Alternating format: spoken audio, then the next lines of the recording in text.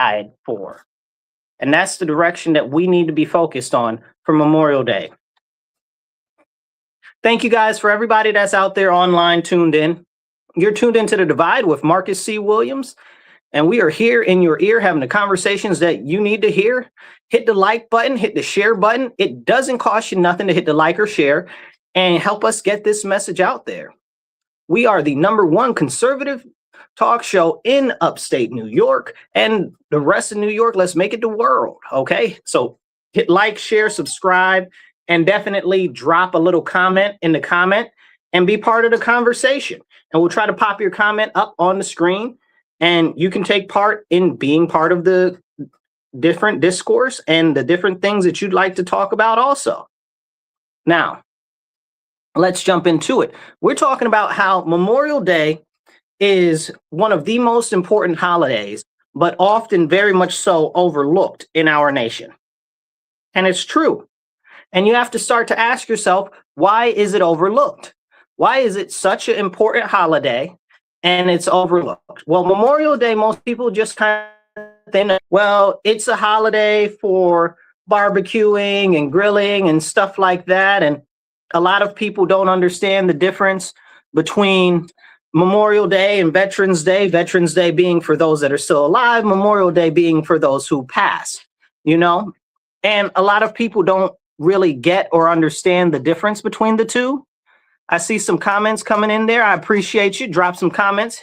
Every comment helps a lot to make it get out there more, even if it's just an American flag or a smiley face or whatever. So what we've got right now is one of the strongest and best nations in the whole world. I love my country. There is nothing that anybody can tell me bad about America, right? But just because I love my country so much, it doesn't mean that I don't know or recognize a lot of sordid stuff that our country has done. But thankfully, we've had so many people that believe in our nation so much that they were willing to give the full measure in combat just to preserve our fabric of society. And today is the day in which we celebrate them.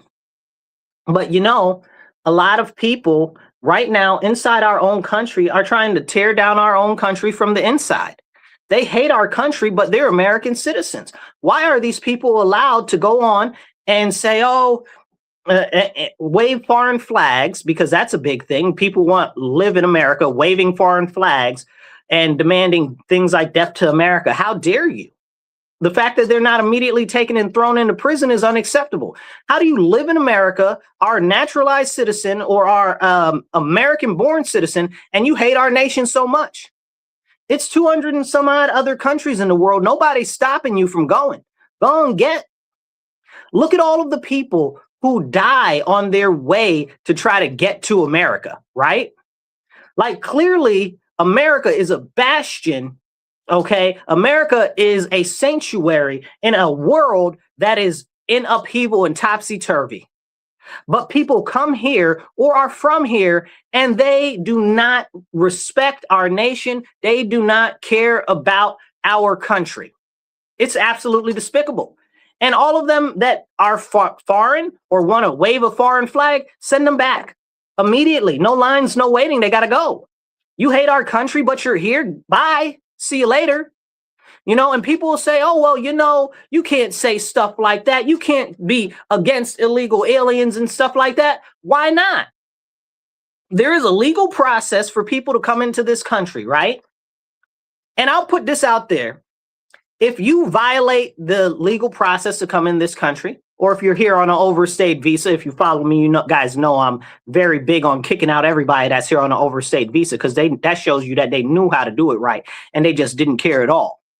So here's the deal. If you are here illegally, you got to go, you know, and look at how many people are here that are naturalized citizens now that have green cards or they're actual full citizens.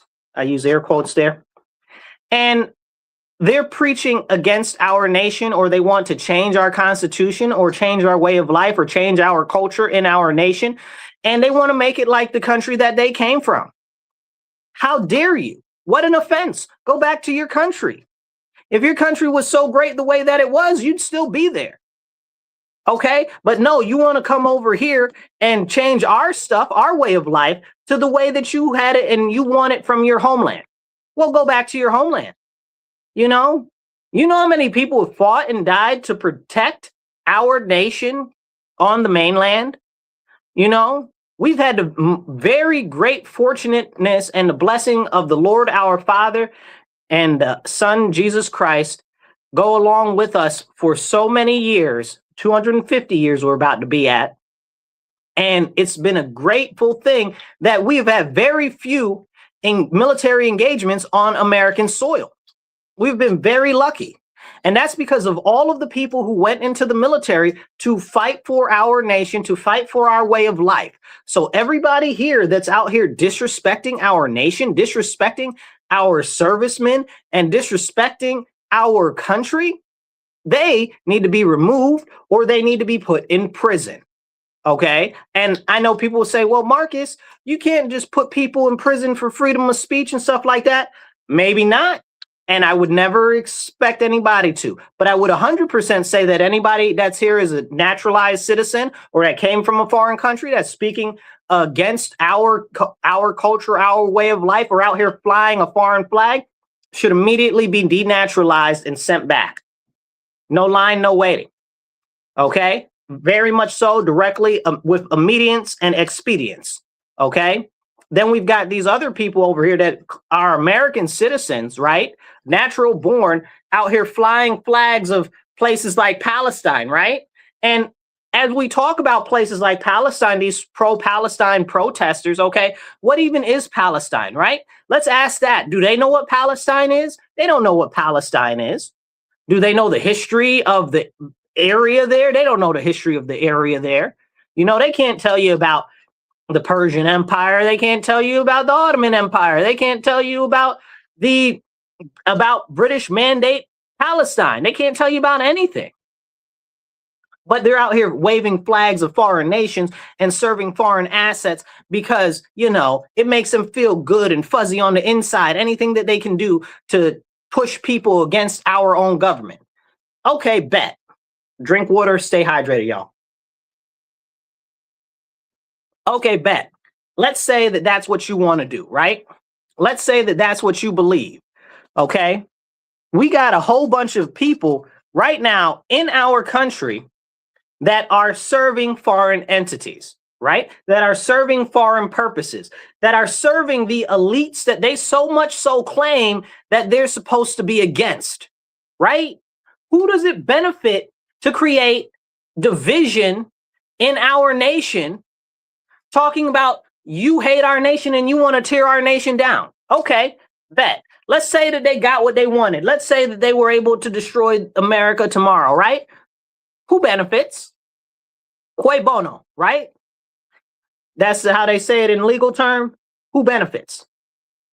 Well, you have to ask yourself who benefits. It would only be our foreign adversaries and those who hate our country, our way of life, our culture, and our people. So why would you want that? Why would you want that? Why would you even express some concept of that?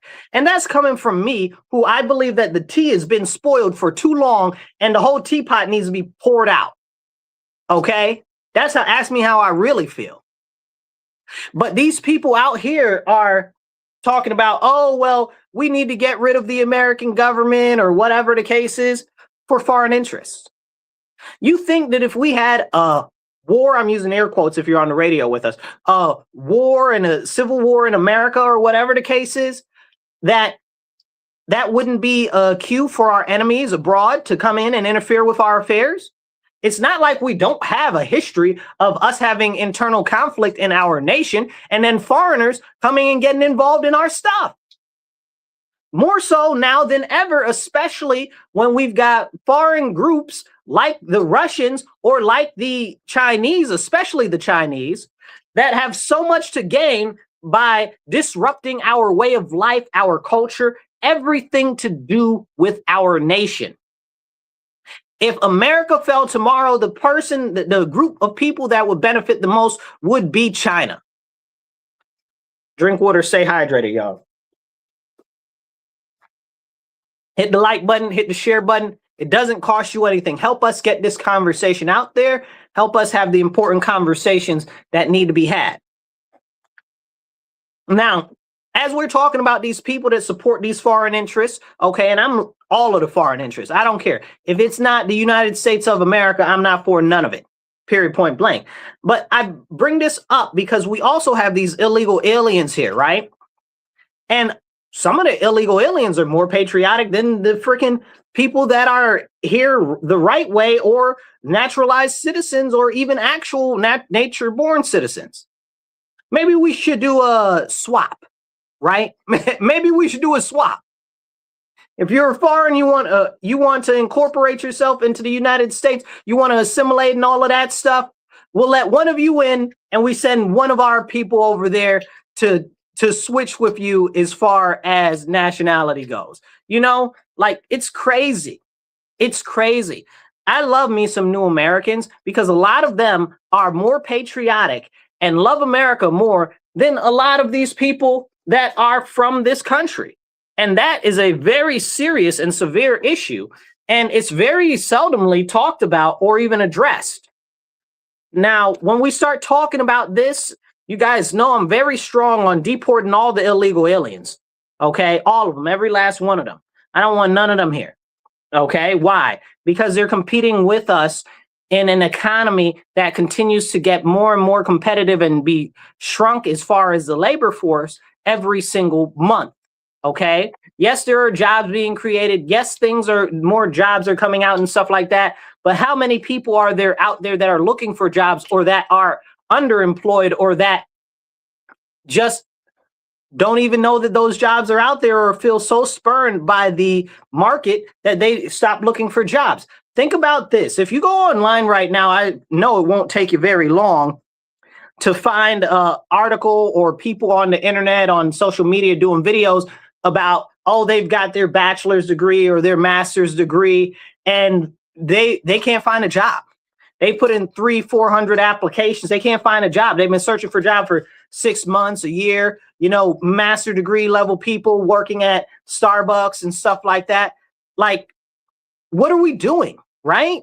And we want to let low-skilled, not assimilated people into our country to compete in a workforce that is already very challenging and fastly being updated by AI and by different things like mechanization, right? Like, that's where we are right now. And with the what do you call them? The central budget, the Congressional Budget Office, talking about by 2030, 2035, rough time frame, we're looking at losing about 30% of the jobs in the job market because of automation and AI. And I believe that that's a low number. I think the number is probably more like 50%. So we're preparing for a massive shift in our economy, and people don't even realize what's going on. And when you try to point stuff like that out, people are like, no, we need the illegal aliens. Let them stay. No people are illegal. Nobody's illegal on foreign land. Get out. Get out. If you really feel like that, y'all, and I can't stand me no land back people. Now, I'm American Indian, okay? So I can't stand me no land back people. If you really care about land back, give the land back. Get out your house, go give it to indigenous people. You know what I'm saying? And I use the term loosely when I talk about indigenous people, because we know, especially where my people come from, there's a lot of these $5 Indians. People look whiter than the driven snow, look more European than the Queen of England. Not the current one, Victoria. You know what I'm saying? So, or Queen Elizabeth either. You know, so this is a serious problem. This is a serious, serious problem. Hit that like button, hit the share button. It don't cost you nothing. We got a fundraiser coming up for the station on May 31st. Definitely. Where did they put the paper? Somebody moved the paper out of the way. I don't know where the paper is for it. Anyway, I'd tell you more about it, but I don't see the paper for it. Sorry about that. Anyway, so if you want to help the show, right on the sides over there, you can help support the show online or down there, depending on whether you're vertical or horizontal. And if you want to support the station, please do. You can do it by going on RochesterFreeRadio.com or going on Patreon and Rochester Free Radio. Now, here's the deal with what we've got going on. with this massive shift that's coming in the economy. When you say, oh, we want to send illegal aliens back and stuff like that, people will call you all types of names except a child of God, right? Now, when they say these types of things, they just say that because it either makes them feel morally superior, feel morally virtuous, okay, or it's because they're being paid or they've been conditioned that that's what's righteous. But they don't see all the other countries that are out there clamoring to kick out all of these illegal aliens that are in their country, right? And what's one group that people always talk about all the time, right? Oh, the Africans, right? Now, mind you, Africa is a whole continent, and I've never heard anybody say, oh, the South Americans, which is kind of crazy to me. Or, oh, the Europeans, so all the Asians, but however, we do have the Chinese, which are their own huge problem themselves. And then we have the Indians, which are their own huge problem themselves. But most people don't even consider the Indian subcontinent part of Asia. And that's its whole own problem, the geography in America.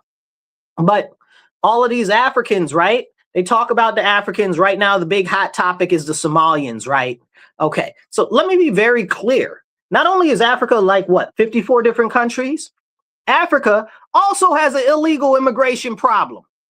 Right now in South Africa and a couple of other countries down there, they're pitching a fit, tearing stuff up, having massive riots about illegal aliens in their countries. These are African nations. And they're like, we don't want any more illegal aliens in our country. South Africa is one of the biggest, they're having some of the biggest riots right now, which it's not covered on the news, right? Because why would they talk about illegal aliens in South Africa and South Africa trying to kick the illegal aliens out? Why would they talk about that? They don't want to talk about that because, oh, no, Africans can't be against illegal immigration. Bogus. Bogus. And it's not the only country that's like that, that's having those type of issues. If you move over to South America, there are other countries like that are having those type of problems. Bolivia, Uruguay, Paraguay, a couple of other ones down there as well. And as a matter of fact, Bolivia's got its whole own thing going on right now. They're not doing too well. I don't know what's up with that. Hopefully they can manage through that. But take a second, hit the like button, hit the share button. It don't cost you nothing. Hit subscribe or follow, depending on what platform you are, and share this out there. Drop a comment and be part of the conversation. Try to see if we can pop any of these comments up. Oh, all of these are on Kick. So the Kick comments don't always pop up, but if y'all keep dropping them, I'll figure out how to get those up there. Oh, we got some Twitch comments. The Twitch comments don't allow me to pop those up either. Anyway, keep commenting. I'll figure out how to get those up there. But if you're on YouTube or Facebook, whatever, comment on there for sure. Now, as we talk about South Africa and how they're raving against all these illegal aliens, these are people that are African. Talking about they don't want illegal aliens from other African countries. How come we can't talk about that? They call them xenophobic. They call them all types of hateful names and stuff like that because they're South African and they don't want all these foreigners coming into their country. They don't want these illegal other people from other African countries coming into their country. But we don't talk about that. We don't see that on the news. I encourage you to go look it up. Listen, don't believe me because I'm saying it. Believe me because I'm telling you, I'm going out my way to tell you, go look it up. For real. And people won't talk about that. Well, why won't they talk about the illegal aliens in the different African countries that they're trying to stop? Because it would change the narrative. And they don't want that. They only want you to think one way. Then here in America, they'll try to shove the illegal aliens down your throat like they do to us being Black Americans all the time. Talking about, oh, well, there you have a similar issue to all of these foreigners and all these illegal. No, we don't. No, we don't. Not one illegal alien or none foreigners ever came to the aid of Black Americans or the plight of Black Americans. None of them care about us because, again, we're American. And they don't care about Americans. They care about themselves. And I get it, right? They want to come here. They want a better life for themselves. They want a better life for their people. And that's who they care about. Themselves, not the American people. Coming here from a foreign country is a completely thing about selfishness. That's all it's about. Coming here from another country is about selfishness. Nobody has ever come from another country talk about, yes, I want to improve the quality of life of the everyday American. Nobody's ever said that. Nobody's ever said that. Okay. But still and yet we're supposed to, oh, yes, just let all the illegals. No, send them back. And that's what South Africa's on right now. They're protesting, they're rioting. They've got some of the most serious riots that they've had in decades over illegal immigration in South Africa right now. Okay? And that's on the African continent. So make it make sense to me. Now, we've got a whole bunch of other issues that are coming up right now in our nation and across the world. We've got the thing with Iran that's going on, where it's causing massive oil shortages to many parts of the country. I mean, not our country, but many parts of the world. And a lot of people don't really get or understand what the issue is there, right? So to keep it real short and contrite, the issue is we don't get a lot of oil from there. So while we see some high gas prices and stuff like that, we're not being hit as hard as many other countries. Like I mentioned Bolivia earlier. Oh man, Bolivia is getting slaughtered, which is interesting because Bolivia is right next to Venezuela. So you really have to ask yourself, is that intentional or what's the situation there? Well, again, you got to play your part and play your role if you're in the Western Hemisphere, and they wanted to align themselves with China. Matter of fact, I think they're on their new president again, or no, that's Peru. There's just so much upheaval going on in South America right now. It's hard to keep track. Drink water, stay hydrated, drop a comment.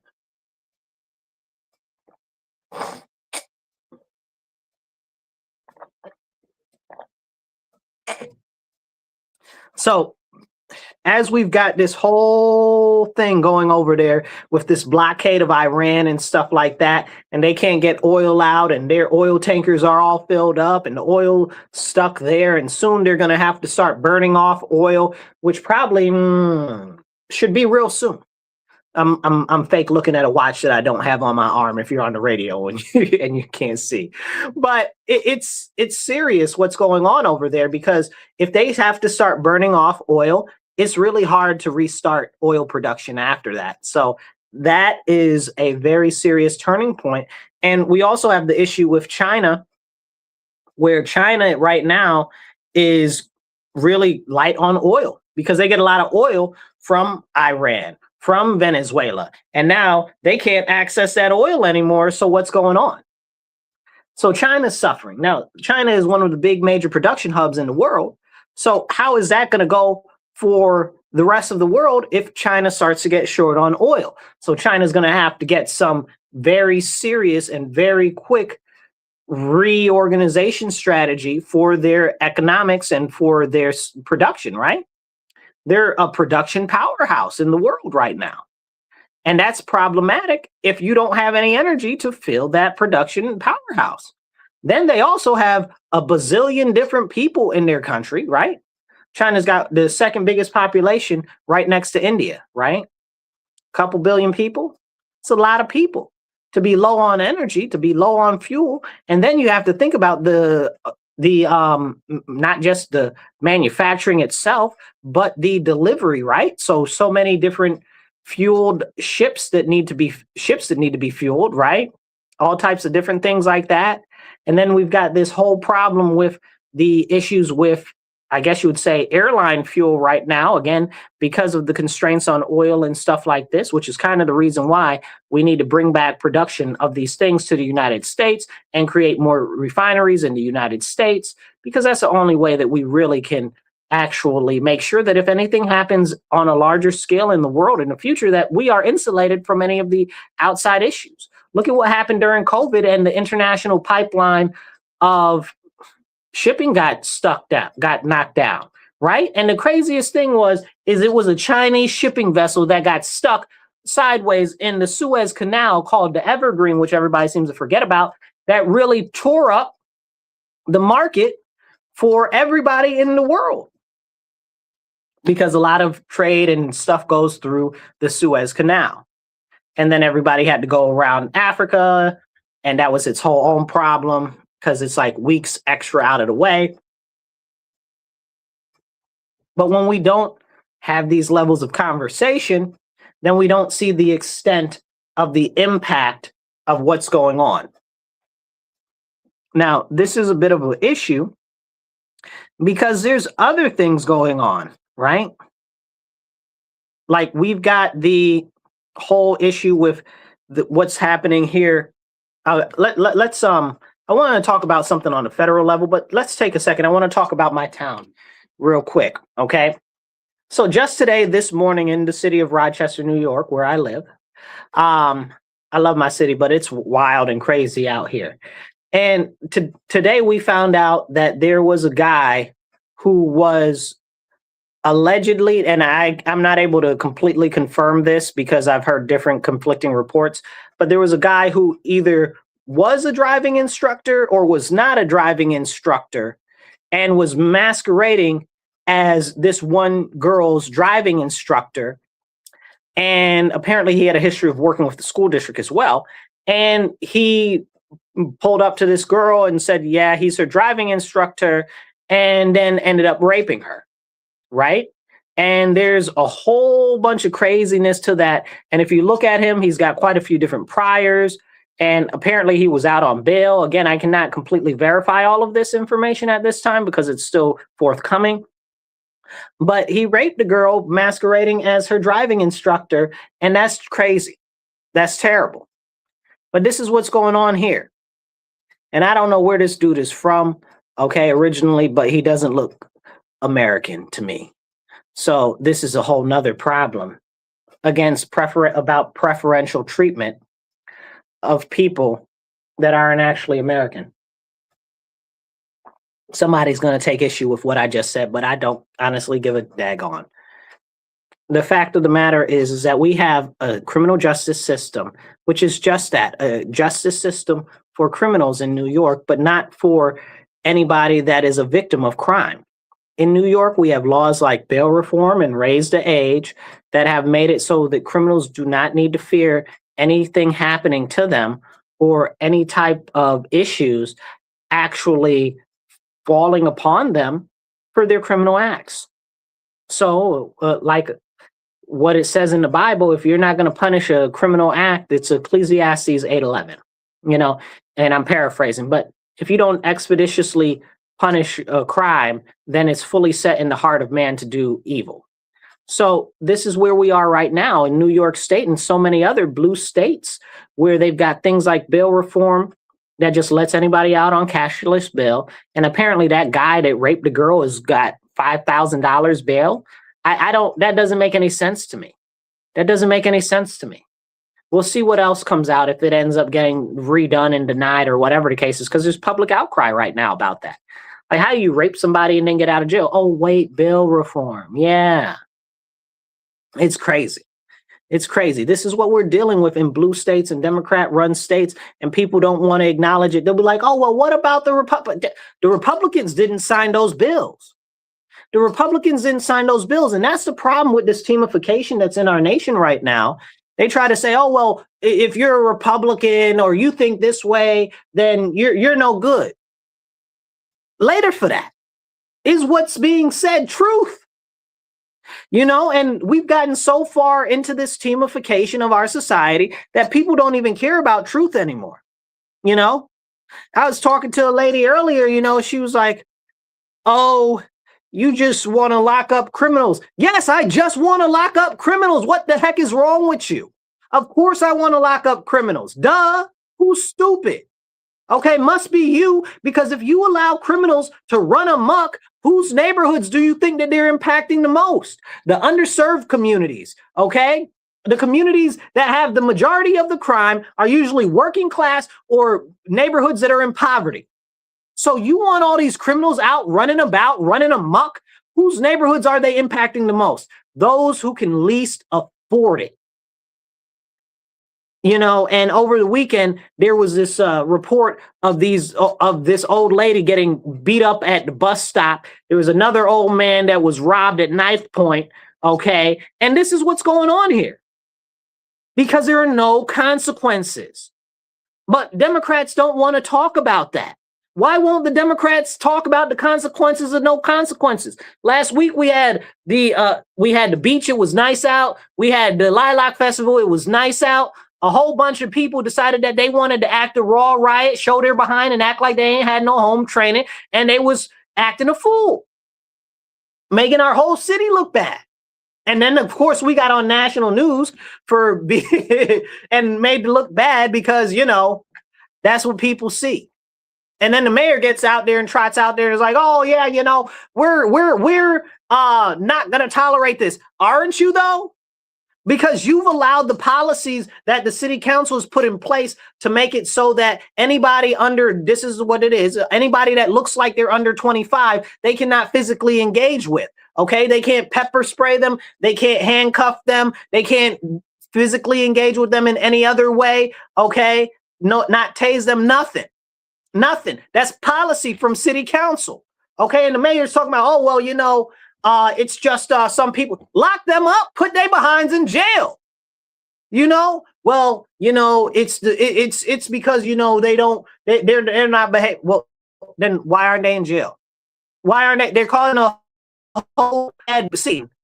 That's clearly illegal what they're doing, the criminal acts of what they're doing, and they're not going to jail. Oh, wait, that's because of other laws from the state level, the raise the age laws, which essentially make it that anybody that's under 18 has basically blanket immunity to commit any crimes or any type of actions that they feel like, whether they're lawful or not. But we can't talk about that. The mayor won't say anything about that. The city council won't say anything about that. We only got one city council person that'll ever talk about any of that. You know, like, what is going on here? What is going on here? Because it would mean that they would have to hold accountable other Democrats. And they can't do that. They don't want to do that because they want to protect their positions. They don't care about our actual citizens. They care more about themselves, the positions that they hold, their families, and they care about your families. And as a matter of fact, right now, they care more about the illegal aliens than they care about you, because we got our congressmen and our city council people out here talking about, oh, we need to shelter all the illegal aliens. Not refugees, because we're a big hub for refugees too. That's a whole separate conversation. But not the refugees, the illegal aliens, right? And then they try to blanket statement it, oh, well, it's immigrants, it's immigrants. No, don't try to soften the language or try to lump the illegals in with all of these actual immigrants that are coming in the right way. Don't do that. Don't play in our face. You're supposed to be our elected officials. You're supposed to be actively championing for us, but you're dealing and pushing for stuff for people that are not American citizens that you're not supposed to be representing. They have their own government and their own people to represent them. You're supposed to represent us. If you're not representing us as Americans, then who's representing us? Please make it make sense. Hit the like button, hit the share button. It don't cost you nothing. Drop a comment, even if it's just an American flag in the comments. Every comment helps a lot. Be part of the solution. Join the conversation. Drop some comments. Drink water, stay hydrated.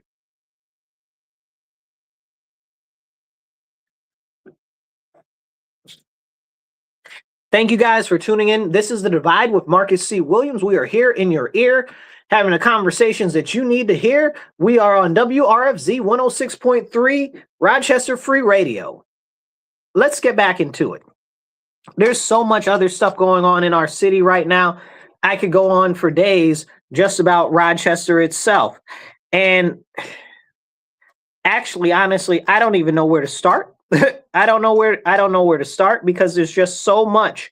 I'd like to talk about how the news keeps changing stuff around, and when stuff doesn't serve the Democrats' purposes, they try to change the narrative. Remember a week or so ago now, I want to say it's a week, maybe a week and a half now, where they had those 3 Muslim teenagers go and shoot up all of Austin. They were running everybody and the police on a whole circle for 18 hours, and they shot up like 2 fire departments and all types of stuff like that. Can we talk about that? Oh, no, we can't talk about that because they found out that they were Muslims and you can't talk about that. Okay, so now that's out of the news. Or the issue with the trans people, the 2 trans people that shot up the people in San Diego because they were treating them badly. It was a mosque, right? So they immediately jumped to conclusions. They said, oh, it's the Christians. Oh, it's the Republicans shooting up the mosque. But no, it was two trans people that were a couple that shot those people at that mosque. It was like 2-3 people because they had been treating them badly. Oh, don't catch it and say that the Muslims have been treating trans people bad.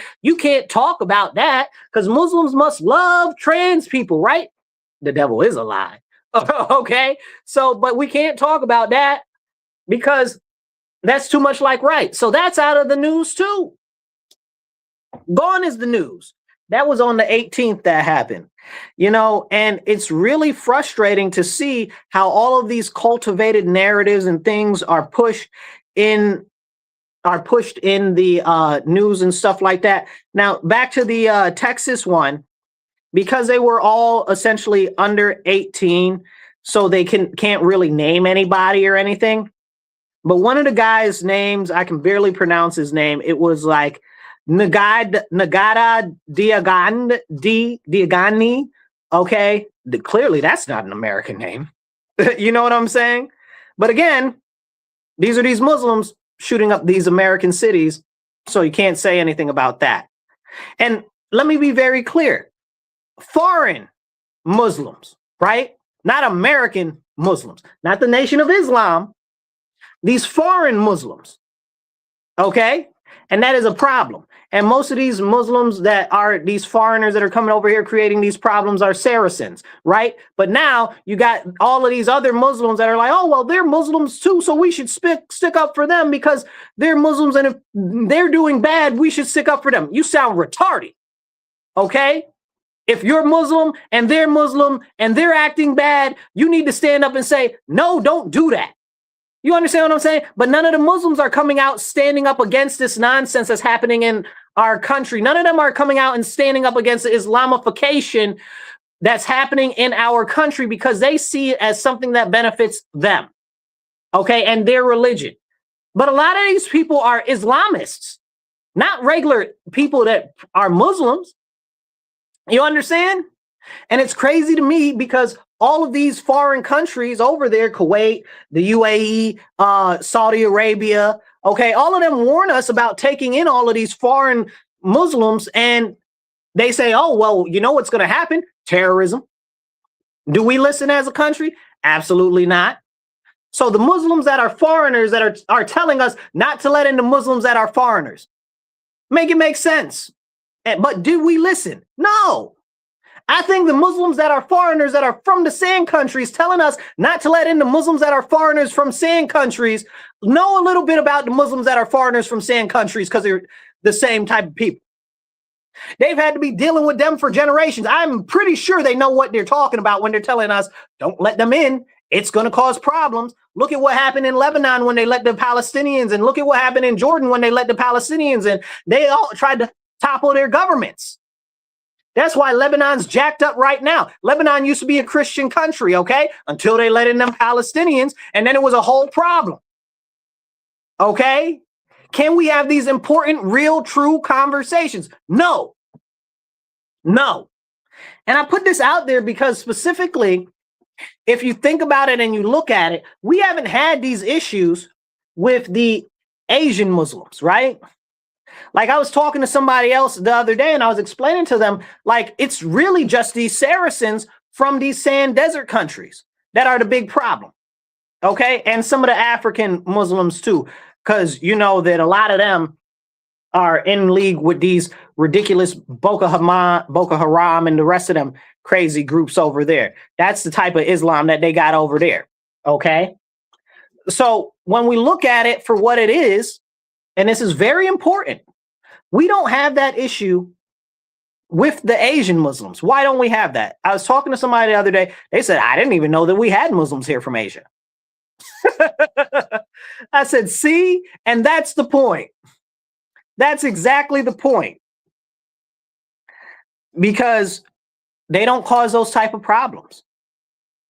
You understand? The Nation of Islam don't cause those type of problems in America. Those are American Muslims, right? They don't cause those type of problems here. So we got good Muslims here and these crazy foreign Muslims here, okay? And nobody in the groups of Muslims that see what's going on are standing up against these Muslims. Make it make sense. I see some crazy Christians acting crazy. I'm up against them first thing in the morning, okay, early. I be at them anyway. Like I don't like a lot of this heresy that I see going on in the Christian church, and I'm on it all the time. And it's not just me; it's a lot of other ones. And I'm very glad to see a lot of the people in the Catholic Church standing up against this fake heretic pope that we got right now going on. But see, that just shows that people are willing to stand up, that are Christians. But where are the Muslims standing up against the bad Muslims? Nowhere to be found. Drink water, stay hydrated. Hit that like button and hit the share button. Help get the message out there. Now, we had a very large chemical spill happen in California the other day, and it barely got any coverage in the news. I think they evacuated like 40,000 people. It might have even been up to 70,000 people. I believe it was up to 70,000 people were affected, but 40,000 people were pushed to evacuate. And that's kind of crazy. That's really, really, really, really, really, really crazy. That's a lot of people. Oh, I just got a notification that there's a whole nother industrial fire that's going on in California right now. I don't have time to look into that. But that is crazy. It's a lot of industrial things are catching on fire, and chemical spills and all types of crazy stuff seems to be happening lately, right? But we don't talk about that because, let's push it away.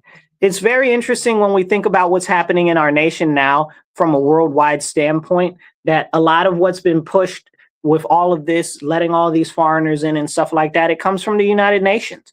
It comes from these elite that are actively acting against the best interests of the American people to promote globalism.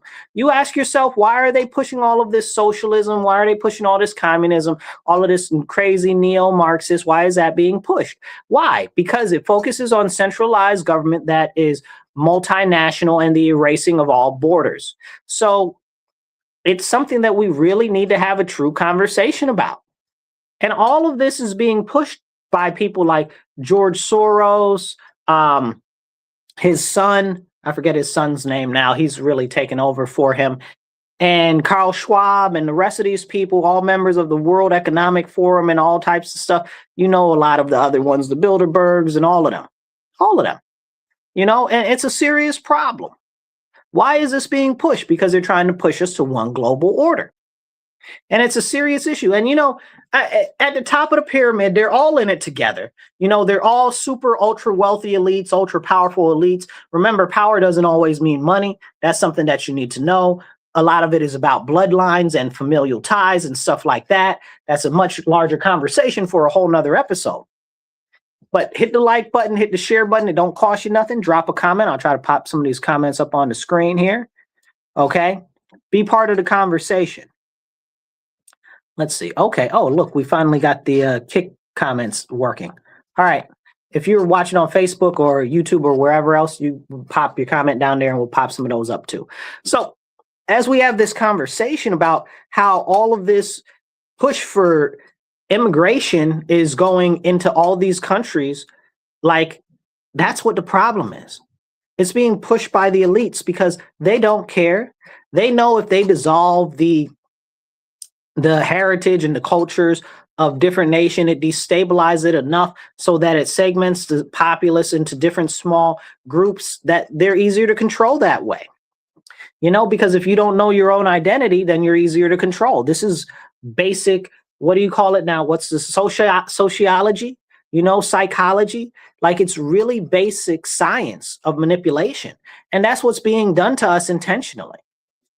Then you've got a whole bunch of other things that are being pushed that's really globalist anyway also. Why do you think that so many of these judicial candidates and all of these different DAs have all of this outside funding from many places to promote stuff that really is deleterious to the protection of that? That's bad.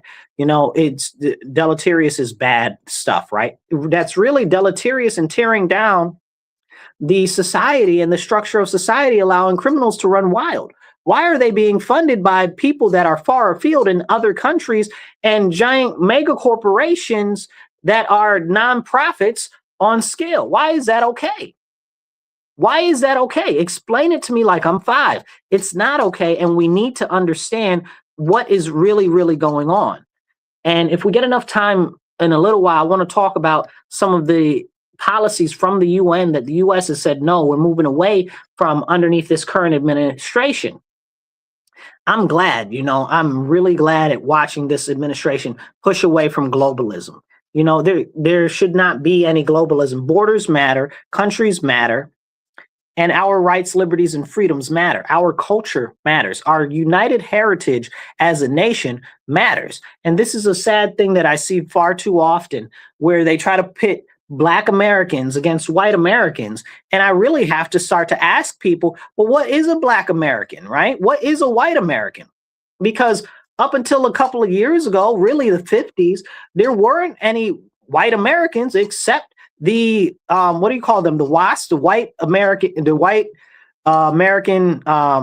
Anglo-Saxon people, like that's it. White Protestant Anglo-Saxon, like those used to be white people. But then all of a sudden the Irish were white too, but the Irish didn't used to be white, right? Then all of a sudden the Italians were white, but the Italians didn't used to be white. You know what I'm saying? Like, so how and when exactly did that happen?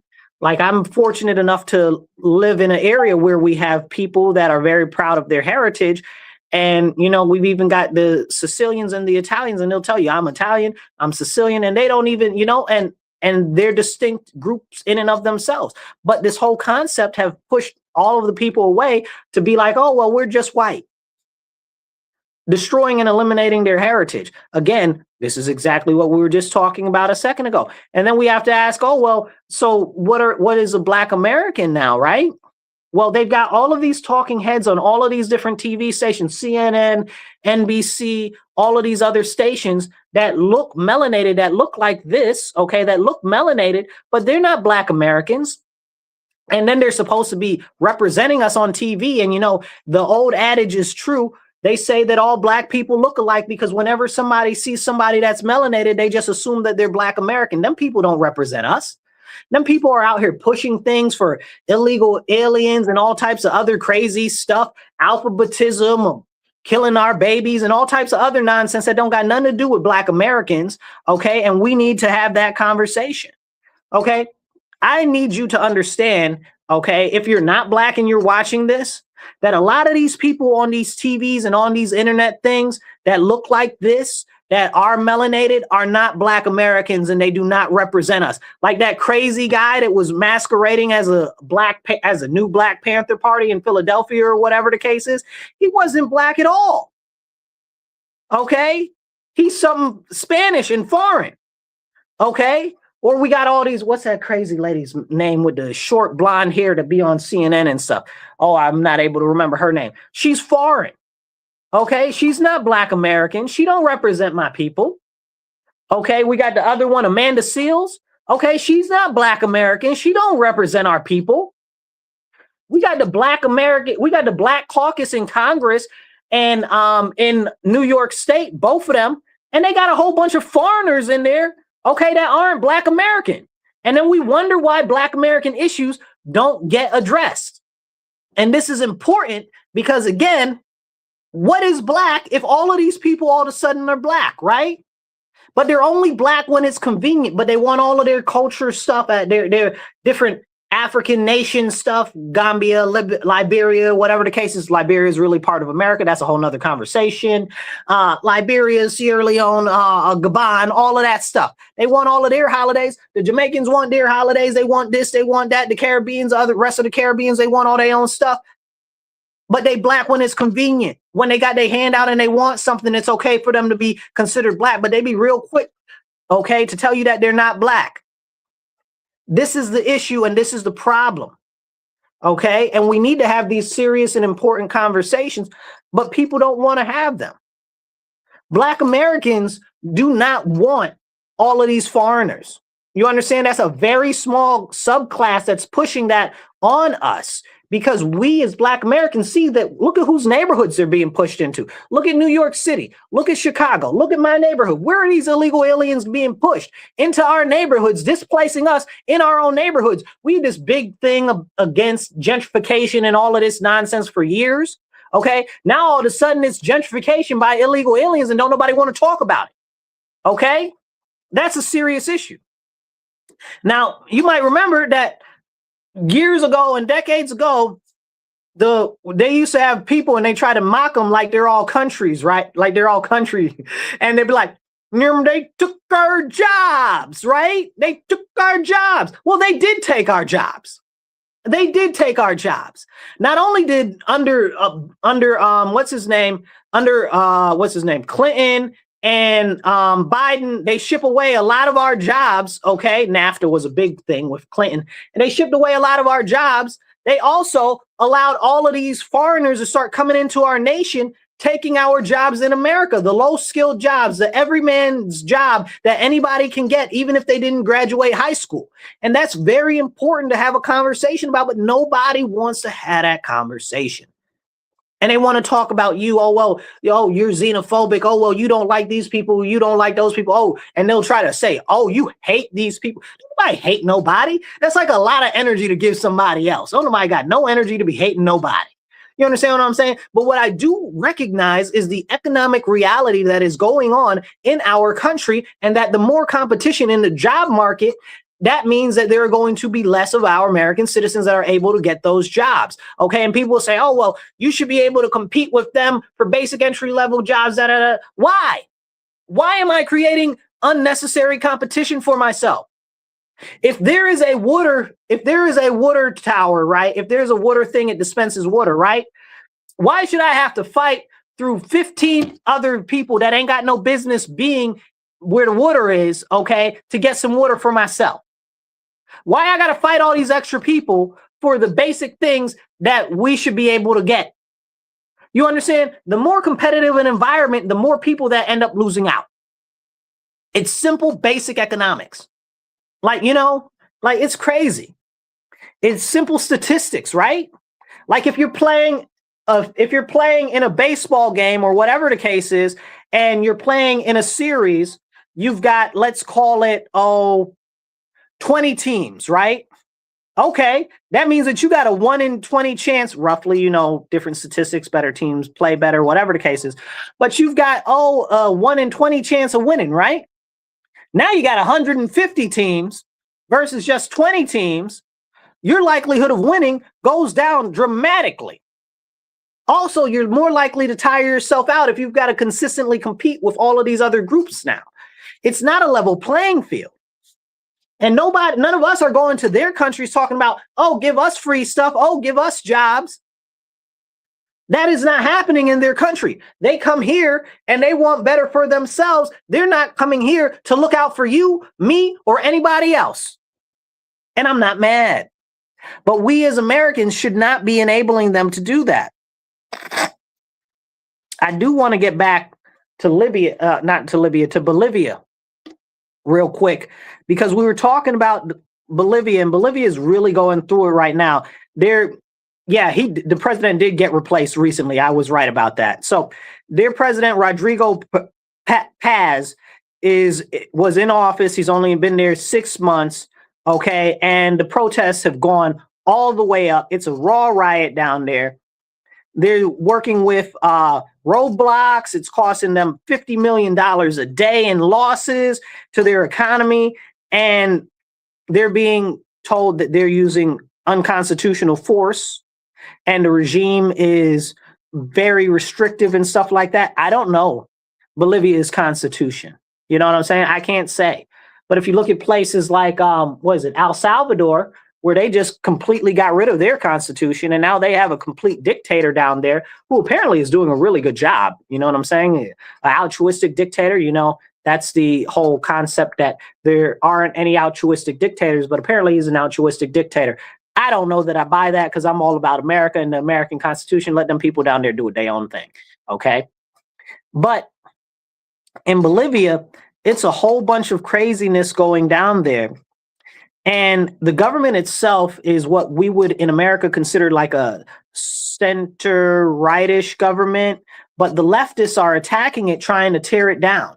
And all of this is being funded by the Chinese because the Chinese have been all up in Bolivia and Peru. If you go look up what happened in Peru, Peru done been through like three presidents in the last 12 months. It's crazy because they were all in bed with China. And that's another serious conversation of why the president and the current administration right now is working to change what's going on in the Southern Hemisphere because it's part of our nation, our nation's backyard right here. And China's all involved up and down there. So who's funding these pushes against the government in Bolivia?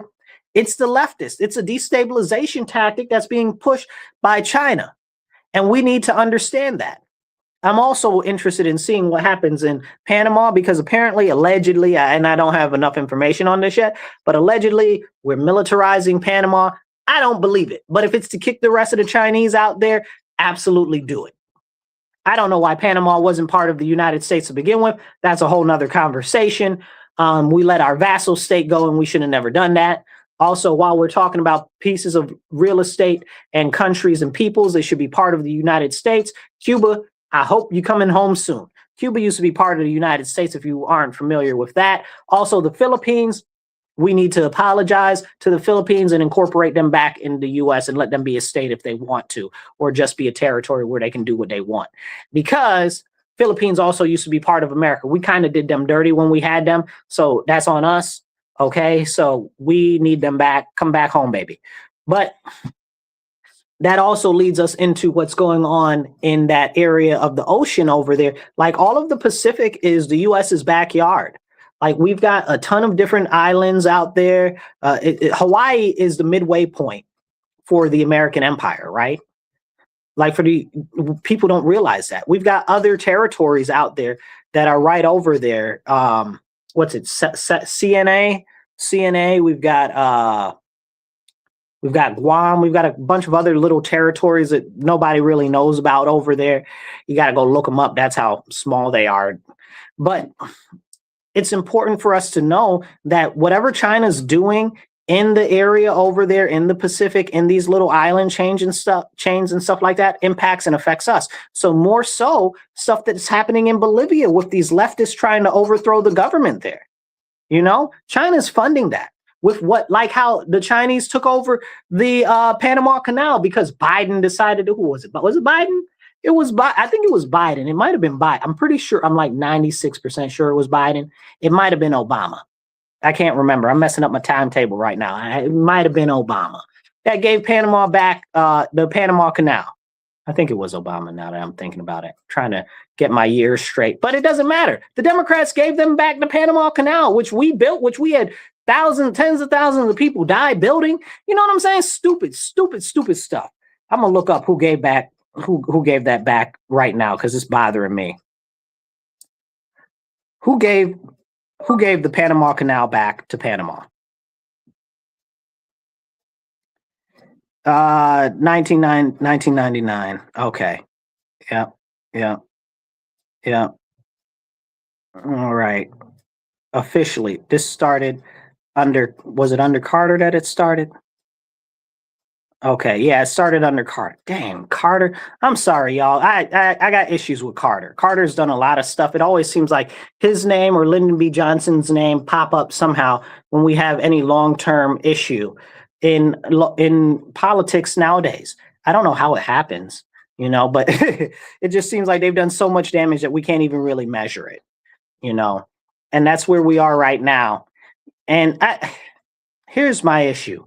What we're seeing right now is a complete reawakening in our nation. And people call it the Monroe Doctrine or the new Dunroe Doctrine under Trump. And it's good for us. It's good for us as a nation. And I think that what people don't understand is that we're a nation. We have interests. And what's good for our nation is good for us as a people. Like, I mean, no offense, I don't care what's going on in Botswana, right? If we're going to do something over there, is it going to help us as American citizens? If not, I don't want no part in it. So what's going on in the South and Central America right now is good for America. So it's really good for America. The whole thing with Maduro and Venezuela, it's good for us. The whole thing with Cuba, it's good for us. Okay, because China and Russia have a multitude of spy bases and listening bases right there on Cuba. Good, shut it down. The next domino that needs to fall is Jamaica. Ask a Jamaican how the Chinese have taken over Jamaica. Ask a Jamaican about that. They got their own toll roads and everything. It's crazy how China has taken over Jamaica.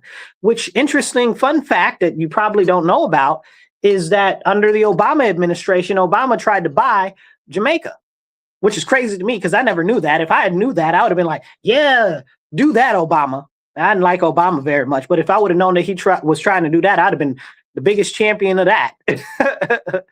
You know, so it's kind of interesting how clearly even other presidents have identified that China's issues in our right here in our hemisphere are really impacting us strategically long term. And we got to kick China out of Mexico too, but that's going to be a little bit of a bigger issue. And it's coming. It's coming. I want to jump back into what's going on here in Rochester for a second, where I live, because these people crazy. Okay. The school board just passed a budget for $1.16 billion. Okay. And they're talking about, oh, well, it has cuts and stuff to many different positions and stuff like that. And one of the positions was social workers. And one of the positions was, I want to say, what was the other one? It was not, it's like psychologists or something. And I'm like, those positions have nothing to do with education, not anything at all.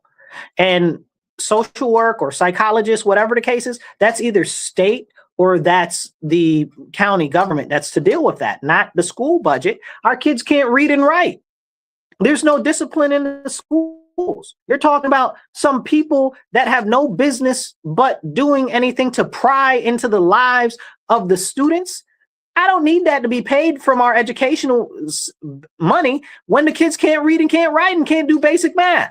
If you're going to tell me that the third graders can't write, can't read, and can't do math, I need that money that's for these other people that really should not be in the schools to begin with. Okay. But if were to be done, should be done by the state or the or by the county, I need that money to be allocated to reading, writing, and arithmetic. You're going to tell me that the third graders can't read, can't write, can't do math. Then you got the high schoolers, the people that are graduating are functionally illiterate. And again, we're a deep blue city in a deep blue state. The Democrats run it. They've run the school district completely for 54 years. No Republican on on any of those seats for the school board. So what's going on? In the last, I don't know, what are we? Let's say since, if we go back 20, 30 years, we've had about as many people that are the head of the schools, right? We've gone through about 15 of them. That's like, they don't even have like a term of 2 years for the superintendent. It's disgusting. It makes you want to spit. And it's a serious problem. Why? Because of the way that the policies and the legislation and the allocations are going in our area. Who's it being done by? Well, this is all under the laws and legislation and budgetary priorities of the Democrats, right? And people say, oh, don't talk bad about the Democrats. What about the Republicans? I wish there was one Republican that's in charge of any of that or has any responsibility to do with any of that, but there isn't. There isn't. So all we can do is put the people that are in those offices and that have been in those offices for 54 years and hold them accountable. You want to make it like, oh, well, it's a teamified issue. Maybe it is a teamified issue. Maybe the Democrats for 54 years have completely failed our city continuously over and over and over again. And maybe the Democrats, if you're a registered Democrat and you live here, you need to hold your own party accountable. How about that? Because the nameplate in the office might change, but the party still owns that office. 54 years. The Democrats have run all of the school board seats, all of the city council seats, every mayor position, and all of the city court judges. The crime is out of control. The kids got no education. There ain't no real type of jobs, okay? And there's no real good economic outlook if you're from the city and you're a middle class or you're from poverty. There's nothing here for you. Nothing. And then they got the nerve to build up all of these high-cost housing developments downtown, talking about, oh, look at what we're doing. Then they talking about, oh, we're building affordable housing. It's going to cost $450,000 for a one-bedroom unit. What? Who's retarded? Who's stupid? Who's putting these monies and plans together? Oh, wait, it's the Democrat Party, not the Republicans.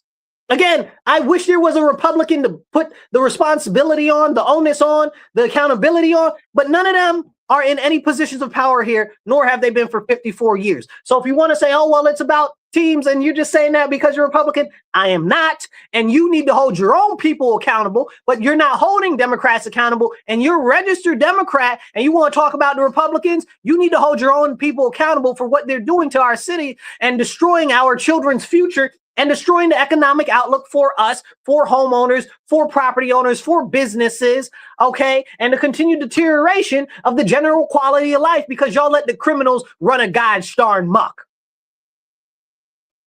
It's ridiculous. It's ridiculous. And this is something that we need to have a question about. We need to have a serious question about if the Democrats are in power, who's holding Democrats accountable? Shouldn't it be Democrats holding other Democrats accountable? Absolutely. Absolutely, because that's your party. But they'll rather say nothing to hold any of them accountable. And I put it out there like we were talking about the crime and the violence and all the craziness that's going on in the bill reform and the raise the age laws in New York State.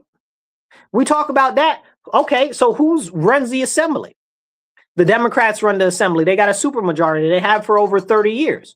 Okay. Who runs the state Senate? The Democrats have a majority in the Senate. They've had the state Senate for over 20 something years.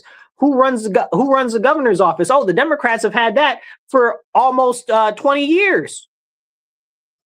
You understand what I'm saying? So there is this continued issue with the Democrats not holding other Democrats accountable, while the qualities of life, education, and economic outlook continue to deteriorate for the majority of the people in our area and our region especially.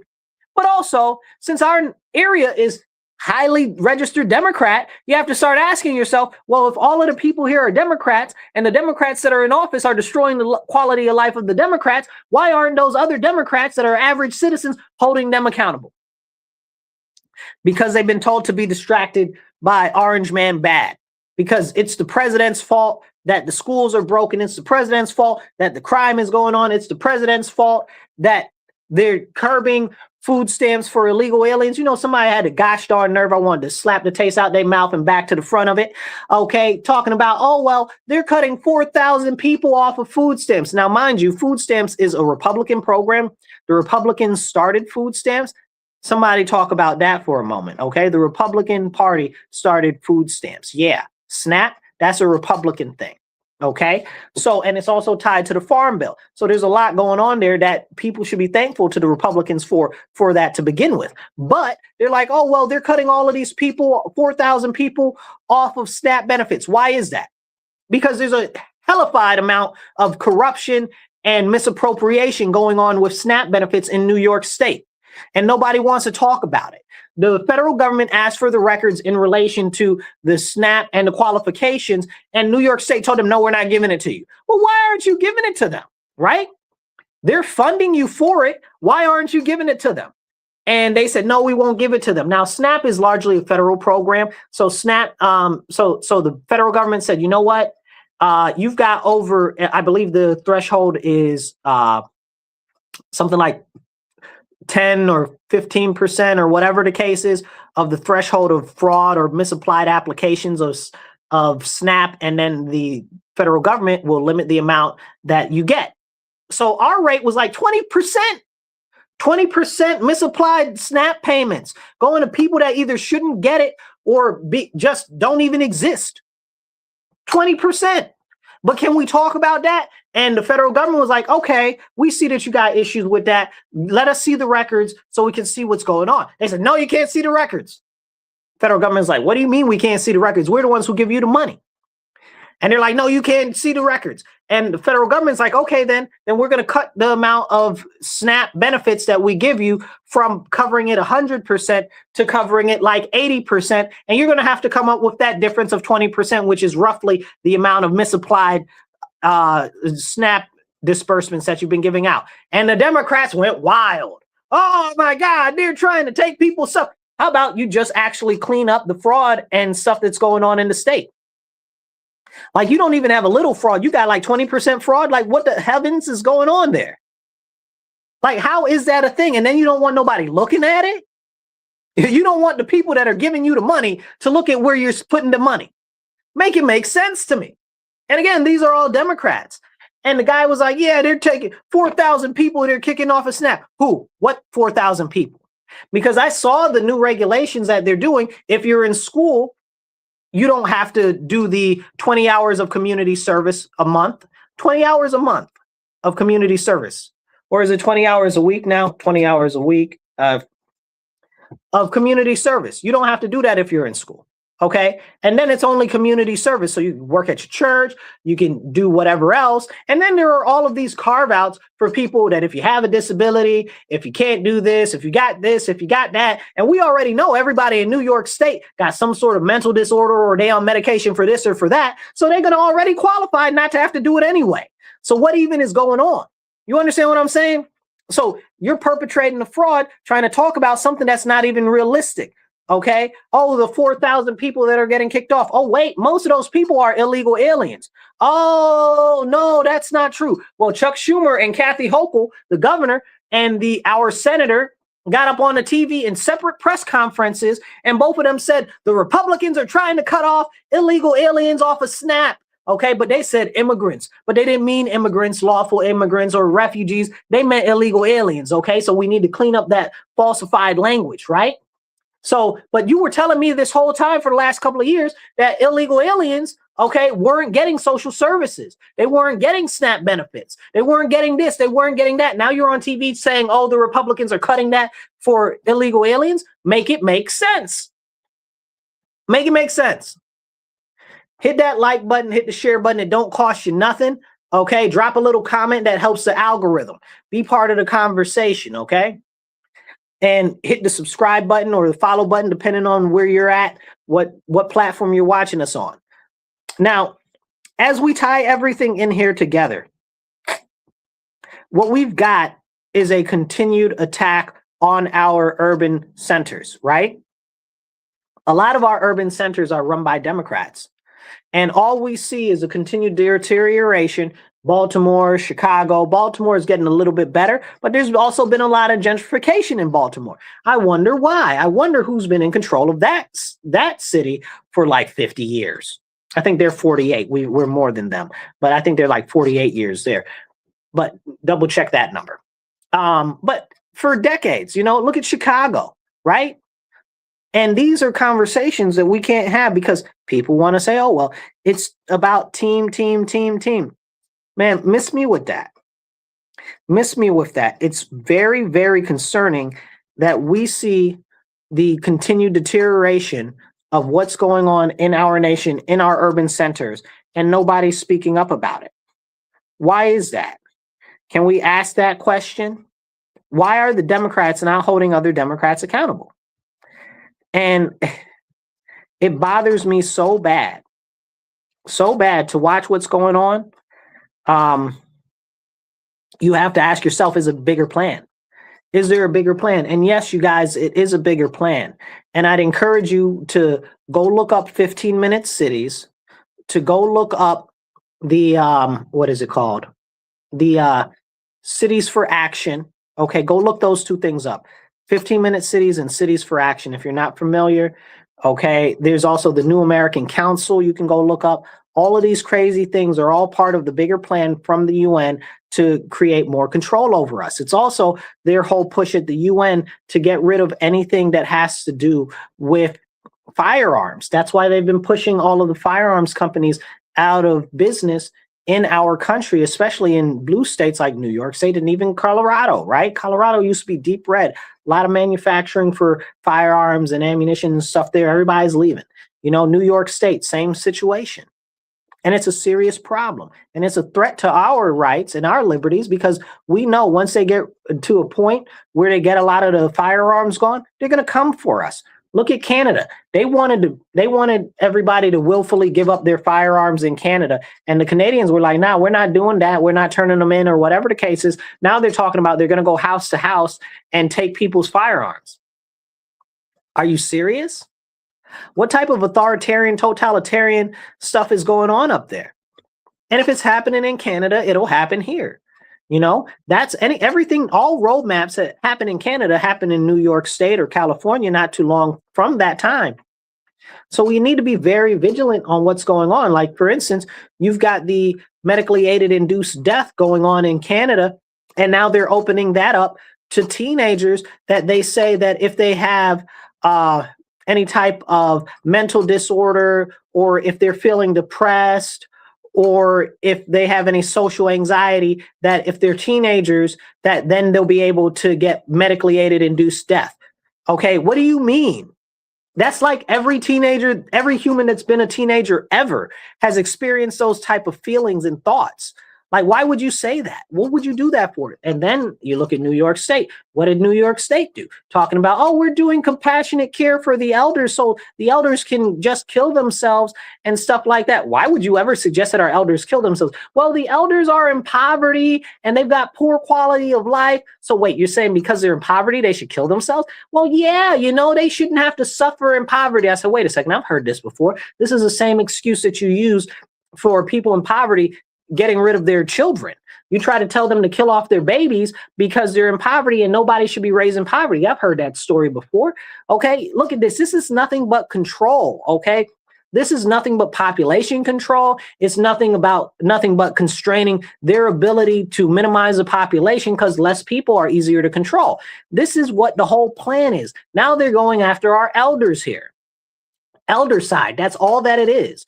And they're trying to tell you that it's compassionate. And people will argue, well, you don't know about how people struggle in their end of life. Listen, my grandfather died from multiple organ failure and dementia. Don't tell me about I don't know people struggle and stuff like that. Don't even play in my face like that. Okay, don't do that. Then my grandfather was a veteran. God rest his soul. Okay, and this is a stupid conversation that these people have going on, and they're like, oh, well, this and that. You don't see what these people are doing because you can't conceptualize the evil and the vileness that actually exists in the world. All of these people run around talking about things like the Epstein files, and pedophilia and stuff like this. What are you even talking about? In the Epstein files, it said that they were eating babies. Eating babies. In the Epstein files, they said they were eating babies. I have not seen the outrage over them eating babies yet. Where is the outrage over them eating babies? Eating babies, drinking the blood of children. This we already knew was happening, but it came out in the Epstein files and nobody is up in arms about that. Make it make sense. Just the sheer volume of evil that actually truly exists right now that we know about, and people are like, oh, ho hum, and they don't care. They don't talk about it. They don't do anything about it. They don't care. But then they try to say, oh, well, Trump is a pedophile. Blah, blah, blah. Eating babies. They are eating babies. Okay? You have no evidence, nothing that would ever make you think that Trump is a pedophile, right? First, you try to tell me, oh, well, Trump is he's sexually assaulted people and stuff like that. Turns out that all the accusers that tried to go after him were lying, right? Okay, maybe he's an adulterous, dirty dog. Okay, now you're selling me something I could believe, right? But he's very clearly got a very specific type. And you mean to tell me that this ugly, hideous woman who's always kind of been ugly and hideous, okay, is somebody that he messed with? Then she got on the TV. What's her name? E. Jean Carroll. Okay, got on the TV with Anderson Cooper. You guys got to watch that Anderson Cooper interview with her. Okay, she is a sexual predator. I was very concerned about him when she was on there, and I'm like, this is a gay man, and I'm concerned about him. You understand what I'm saying? She looked like she was about to jump him and ravish him on national TV. Okay. So, but then she said, oh yeah, no, Trump never actually did it, but in my mind he did. In your mind, you psychotic individual. I had some other words, but we're on the radio. You know what I'm saying? So, I mean, but this is the concept, right? That we're pushed to think all of these things over and over and over and over again when they are eating children, eating babies, and drinking the blood of children, and nobody's calling for a bigger investigation about that. Now we know, and I only got a short time left, so hit the like button, hit the subscribe button. It don't cost you nothing. Definitely hit that the follow button and the share button too, okay? Or drop a little comment in the comments because that helps the algorithm. But what we know is that they're out here eating children, right? And that's not a big thing. We know that there are baby mills like the Chinese have, where they're trying to have these people have all these babies so that they can get citizenship, so that they can work to usurp our government from the inside. We know that that is happening. We know that there are a bunch of people that are having babies off the books so that they can have those children and sell them into things like sex slavery and cannibalism and all of these other things. We know this to be true. This is not a fiction. We know this. There have been massive investigations into this type of things. You know, you got the Tim Tebow Foundation. People want to talk about pedophilia. Tim Tebow's always talking about the child abuse and sexual assault and stuff like that. And he's got this map. If you ever see this map, he's got this huge map of America. And it shows all of the places where child sex images are appearing and all the IPs and all of this type of stuff. How is that even being shared in that level of quantity? You just look at the map. Tens of thousands, at least. And you're telling me that, oh, well, this, oh, well, that. No, oh, well, this is here. We know about it. Why are we not doing anything about it? I saw an interview with Tim Tebow. They were like, well, why isn't anybody doing anything about it? And he's like, you know what? We're trying. We're trying. But it's hard because people don't want to believe that the stuff that is happening, that we know that is happening, is actually happening. And it's scary. It's scary because, like, that is a very serious thing, thinking that they're eating children and they're drinking the blood of children. And we know that, right? That's not even the same thing as the children that they're growing. These children, they're having these people have these babies and then they use them as blood bags. You understand what I'm saying?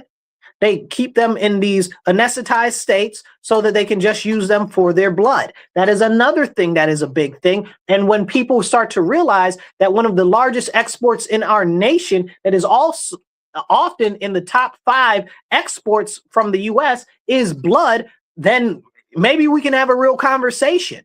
But does anybody want to have that conversation? Why is one of our largest exports in the US human blood? Where is that human blood coming from? How can you have that much blood being just going out to the world? And especially when you hear the Red Cross, we're short on blood. How? How are you short on blood if that's one of the most major exports that we have in our country? Who's this blood going to? Where's the blood coming from? What's going on? You understand what I'm saying? But it's until we ask these real questions that it's just going to be out there, you know, stuff that we know that is going on. But stuff that we don't talk about, that nobody does anything about because we're not actually talking about the things that matter, like these people eating babies and drinking their blood. I want the investigation into that. I want all of the names for that. Because, I mean, I'm not saying that people should get a club upside the head, but if there was ever anybody to get a club upside the head, I mean, eating babies, you know, to me, that means that that's a capital punishment is well needed there. Okay. So in closing, and I think that this is very important, hit the like button, hit the share button. It don't cost you nothing, and drop a comment. Okay. Help the algorithm and hit follow and subscribe. But I think that this is very important because we too often get distracted by the presidential level. And we forget that the local level is where we can make the difference. They try to tell us that all of the issues are because Orange Man bad or because of the Republicans or whatever the case is, when the fact of the matter is the people that impact you the most are the ones on the local level of government. in your municipality, in your county, and on your state level. Those are the people that need the accountability. They always tell you to take your eye off of them and look at the president. Understand that every time that they're doing that, that is a grand distraction and it is intentional. And they're telling you to do that because they don't want any accountability, because they don't want you to actually vote them out of office, because they don't want you to actually vote another way. Because what do they say? If you knew better, you would do better. And that's why they keep you distracted with things that you can't change, that you can't do nothing about, that don't really affect or impact you. That's the trick and the flim flam. Thank you guys for tuning in. Hit the share, hit the subscribe, get this out there, drop some comments. We'll be back next Monday, 2:30 to 4 p.m. This is The Divide with Marcus C. Williams. Thank you for tuning in. And if you're not on our YouTube channel, it's the Marcus C. Williams YouTube channel. The Marcus C. Williams YouTube channel. Subscribe there, and we'll catch you guys later. Remember, stand up, speak up, and don't shut up. Take action. Be blessed and be well.